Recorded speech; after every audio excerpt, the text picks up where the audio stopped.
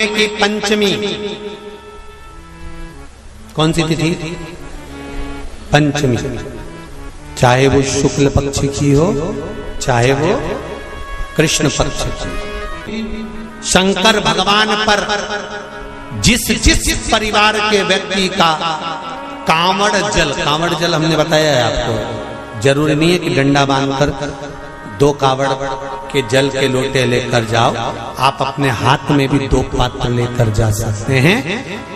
पंचमी तिथि के दिन हाथ में 2 लोटे जल के, 2 कलश जल के जब हम शंकर भगवान को चढ़ाते हैं तो ऊपर जो कमंडल होता है शिव जी के ऊपर जलधारी होती है, जिसमें जया, विषहरा, शामली, बारी, दौतली और देव, शंकर भगवान की 5 बेटियां जिसमें विराजमान होती हैं। जब हम जल समर्पित करते हैं, हमारे पीढ़ी में, परिवार में अगर कोई अधोगति में मर गया होता है, कुंवारी अवस्था में चले गया होता है, गर्भ में मर गया होता है, गर्भ के बाहर निकलकर भी अगर कुंवारी अवस्था में चले गया होता है, तो श्रावण महीने की दोनों पंचमी पर परिवार का अगर कोई एक व्यक्ति भी जल चढ़ा देता है शंकर भगवान पर, तो सर्प की योनि में नहीं पड़ता, जीव मुक्त हो जाता, प्रेत योनि में सर्प की योनि से मुक्त हो जाता।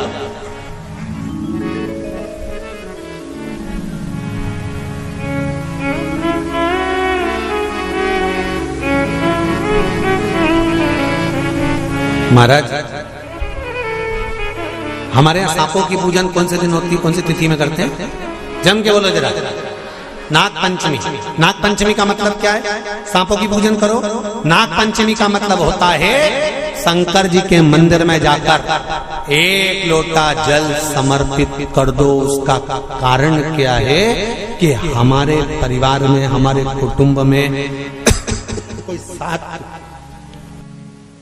कुटुंब में, परिवार में कोई 7 पीढ़ी के अंतर्गत भी अगर कोई जीव तड़प रहा होता है, पड़ा हुआ होता है, उसकी मुक्ति नहीं होती है, तो पंचमी का चढ़ा हुआ जल उस जीव को प्राप्त हो जाता है और वो जीव तर जाता है, उसका फिर जन्म नहीं होता, वो तर,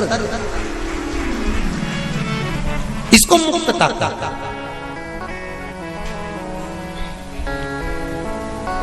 इसको मोक्ष का।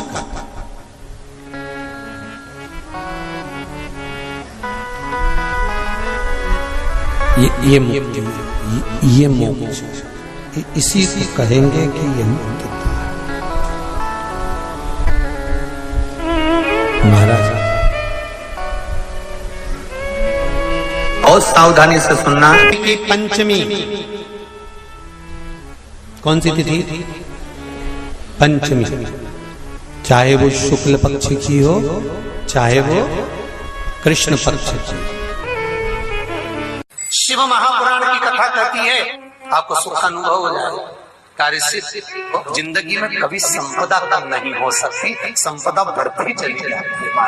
संपदा घट नहीं सकती, बढ़ेगी और घटेगी, कष्ट नहीं आ सकता, रोग, बीमारी, तकलीफ नहीं आ सकती। आपके लिए तो लाभदायक है, समझ लो ये कथा।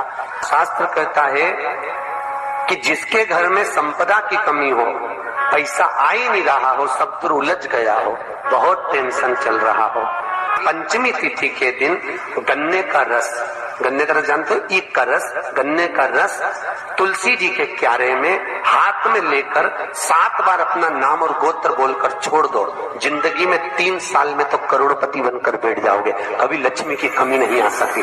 तैयारी में बैठे रहोगे कि फिर पंचमी तिथि आए। हमारे यहाँ सांपों की पूजन कौन से दिन होती है, कौन सी तिथि में करते हैं? जम के बोलो जरा। नाग पंचमी। नाग पंचमी का मतलब क्या है? सांपों की पूजन करो। नाग पंचमी का मतलब होता है शंकर जी के मंदिर में जाकर 1 लोटा जल समर्पित कर दो। उसका कारण क्या है कि हमारे परिवार में, हमारे कुटुंब में, परिवार में कोई 7 पीढ़ी के अंतर्गत भी अगर कोई जीव तड़प रहा होता है, पड़ा हुआ होता है, उसकी मुक्ति नहीं होती है, तो पंचमी का चढ़ा हुआ जल उस जीव को प्राप्त हो जाता है और वो जीव तर जाता है। बेल पत्र के पत्र को तोड़ने से पहले एक नियम है कि बेलपत्र के पत्र को वृक्ष से जब तोड़ा जाता है तो सबसे पहले उसको मंत्र दिया जाता है। क्या कहा जाता है? ओम नमः शिवाय। बेलपत्र के पत्र को पेड़ पे से जब तोड़ा जाता है तो ओम नमः शिवाय का नाद किया जाता है। और बेलपत्र के पत्र में, इसमें तो वो नहीं है गूठी, बेलपत्र का जब पत्ता टूटता है तो यहाँ एक गूठी आ जाती है। देखा है आप लोगों ने? जम के तो बोलो, देखा है? तो बेलपत्र के पत्र में जो गूठी होती है उसको भी जब तोड़ा जाता है, उस गूठी को जब अलग किया जाता है तब भी शिव मंत्र उसको दिया जाता है। ओम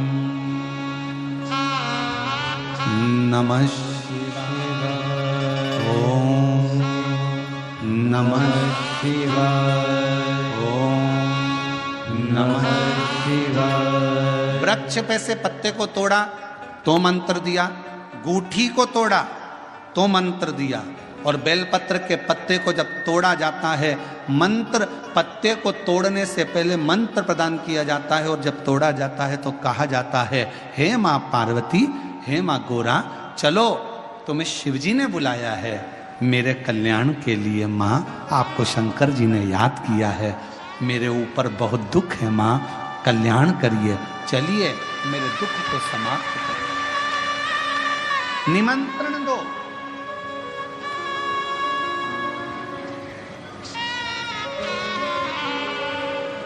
पहले नंबर पर क्या देना है बेलपत्र के पत्र को तोड़ने से पहले? जम के बोलो, मंत्र। दूसरे नंबर पर क्या देना है बेलपत्र के पत्र को चलने का? जम के बोलो, निमंत्रण। मां पार्वती जी से कहो, हे मां गोरा, हे मां पार्वती, हे मां चलिए, आपको शिव जी ने याद किया है। मां, हे मां पार्वती, हे मां गोरा, मेरे कल्याण के लिए, मेरे दुख को दूर करने के लिए, मेरी तकलीफों को हरने के लिए, हे मां गोरा, मेरे कष्ट को समाप्त करने के लिए, मां गोरा, मेरा भंडार भरने के लिए आपको शिव जी ने याद किया है, निमंत्रण दो।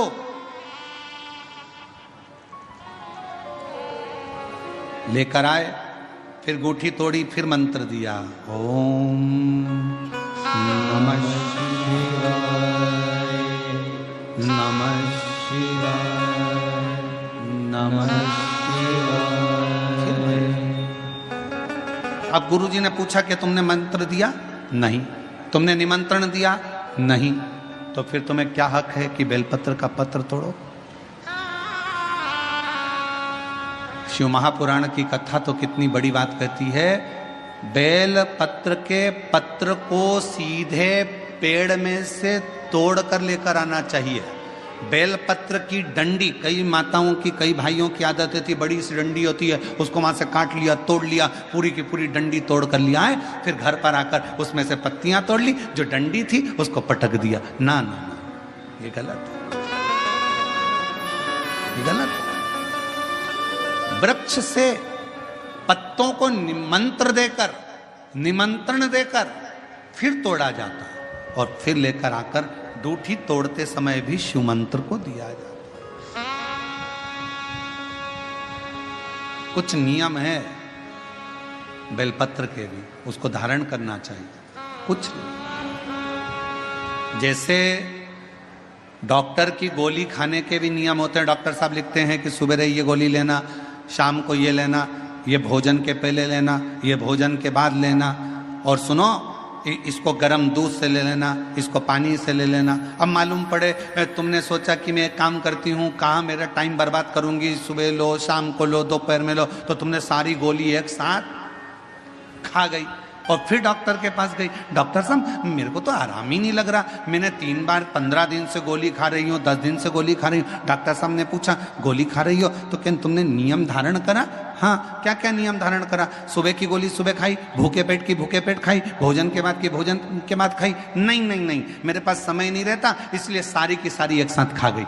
डॉक्टर ने कहा इसीलिए तो दवाई असर नहीं कर रही है। दवाई खाने का भी तरीका होता है। आवाज सेट नहीं है भाई। दवाई खाने का भी तरीका होता है। दवाई को खाने का भी एक तरीका है। उस दवाई को खाओगे, आनंद पाओगे, स्वस्थ हो जाओगे, रोग मुक्त हो जाएगा। तो दवाई के खाने का भी तरीका है। उसी तरह गुरु कह रहे हैं, संत ने कहा कि तुमने गलती करी, तुमने करी।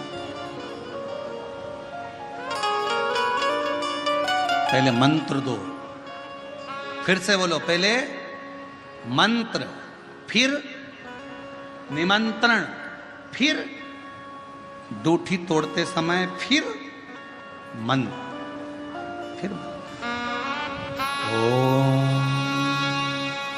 नमः शिवाय, ओम नमः शिवाय, ओम नमः शिवाय। फिर मंत्र के बाद निमंत्रण दो। माँ पा, हे माँ गौरा, साथ में बोलो, हे माँ गौरा, हे माँ पार्वती, चलिए आपको देवाधिदेव महादेव बुला रहे हैं। मेरे दुख को काटने के लिए, कष्ट को मिटाने के लिए, तकलीफों को मिटाने के लिए माँ आपको शिव ने याद किया है। पत्र लेकर फिर शिव के पास चले। कभी अगर मौका लगे, जैसे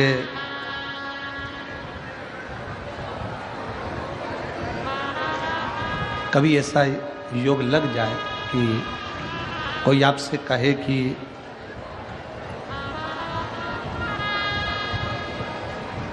आपके शरीर में बहुत भारी कोई रोग हो गया और बहुत बड़ा रोग है, बहुत रोग, और शरीर में बहुत बड़ा रोग हो गया हो और वो रोग समाप्त नहीं हो रहा, वो रोग समाप्ति की ओर जा ही नहीं रहा, रोग समाप्त हो ही नहीं रहा, तो एकांक्षी नारियल लीजिए। श्रीफल, नारियल देखा है सब लोगों ने? श्रीफल जो होता है, नारियल जो होता है, पानी पीने वाला नारियल नहीं, जो भगवान को चढ़ता है, उस नारियल की बात। एकांक्षी नारियल, एकांक्षी नारियल से मतलब है कि नारियल में जो जटा होती है, उस जटा के स्थान पर 3 नेत्र होते हैं। किसी किसी नारियल में 2 नेत्र होते हैं, किसी में 3 नेत्र होते हैं, किसी में 2 नेत्र होते हैं, किसी में 3 नेत्र होते हैं। तो 3 नेत्र वाला नहीं, 2 नेत्र वाला नहीं, कभी अगर मिल जाए, भूलवश तुम्हारे हाथ में आ जाए, एकांक्षी नारियल।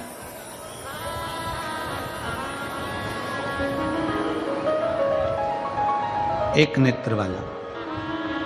पहले बताओ देखा है कि नहीं देखा? पहले ये तो बोलो कि नारियल के पीछे 3 आंखें दिखती हैं, 3 आंखें, किसी में 2 आंखें नजर आती हैं। उसी तरह एक एकांक्षी नारियल, एक नेत्र वाला।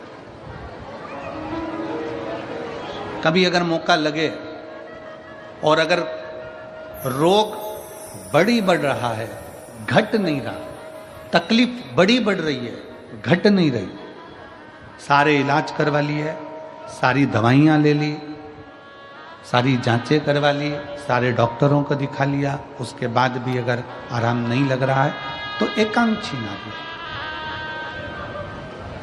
और उस एकांक्षी नारियल के साथ में 7 दुर्वा, 7 बेलपत्र, 7 दुर्वा, 7 बेलपत्र, 7 पीले कनेर के पुष्प हाथ में लेकर, जो व्यक्ति बहुत ज्यादा बीमारी अवस्था में है और दवाइयां भी अगर लॉक नहीं कर रही हैं, डॉक्टर की दवाइयाँ खाते रहो, दिखाते रहो, उसके साथ में वो एकांक्षी नारियल जिसकी एक आंख है, 7 दुर्वा, 7 बेलपत्र, 7 पीले कनेर के पुष्प हाथ में लेकर श्री शिवाय नमस्तुभ्यम कहते हुए हाटकेश्वर महादेव का नाम लेकर, कौन से महादेव? हाटकेश्वर महादेव। हाटकेश्वर महादेव का नाम लेकर अपनी कामना करते हुए, बाबा से विनय करते हुए, जहां से, जैसे ये शिवलिंग है, ये जलाधारी है, ये जलाधारी से जल बह रहा है, ये जल बहकर जहां से जाता है, ये जल बहने के स्थान जहां तक है, उसके बीच में कहीं पर भी, जहां जल बह रहा है ना, ये पानी बहकर जहां जा रहा है, उस स्थान पर कहीं पर भी, वो जल बहकर जहां से जा रहा है जमीन पर, उस स्थान पर कहीं पर भी उस नारियल को, एकांक्षी नारियल, 3 आंख वाला नहीं, 2 आंख वाला नहीं, एक नेत्र वाला एकांक्षी नारियल, सफेद पीला कनेर, 7 बेलपत्र, 7 दुर्वा के साथ में उसको रख दीजिए और 1 लोटा जल देवाधिदेव महादेव को दक्षिण के भाग में खड़े होकर, उत्तर की ओर मुख कर यहाँ बैठकर या खड़े होकर इस भाग में उधर की ओर देखते हुए जल समर्पित कर दीजिए। उसमें से 1 बेलपत्र, 1 दुर्वा उठा कर लिया, उसी में से 1 कनेर का पुष्प अशोक सुंदरी वाली जगह पर समर्पित कर दो। दुर्वा सुबह के समय पर खाना है, बेलपत्री दोपहर के समय पर खाना है। उसके बाद में 15 दिन 8 दिन बाद फिर वापस जांच कराओ, आपके रोग में आराम मिलना प्रारंभ हो जाएगा। शिव उसको ठीक करना प्रारंभ करेगा।